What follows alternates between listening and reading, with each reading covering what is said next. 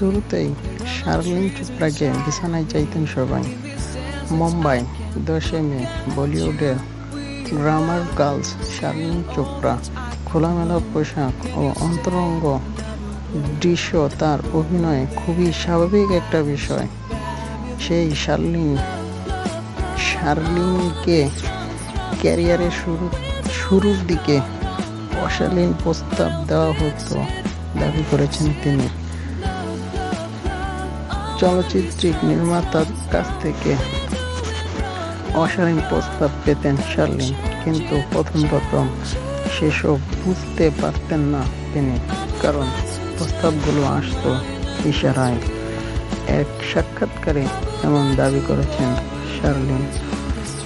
লকডাউনের মধ্যে ইনস্টাগ্রাম লাইভে সাক্ষাৎকার দেন শার্লিন। বলেন, করোনাময় সোর্স ছাড়াই ছবির জগতে পা রাখার চেষ্টা করেন তিনি, কারণ তিনি কেউ নয়। তখন কেউ চেনে না তাকে। ছবি নির্মাতাদের কাছে যেতেন, ভাবতেন তিনি নিজের মধ্যে যে প্রতিভার ঝলক দেখিয়েছেন তারাও তা দেখতে পাবেন।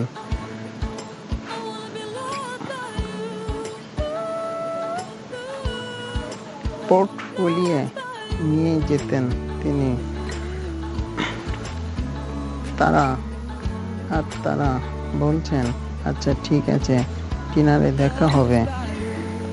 তিনি না বুঝতে পেরে ভাবতেন ডিনারের কথা উঠছে কেন।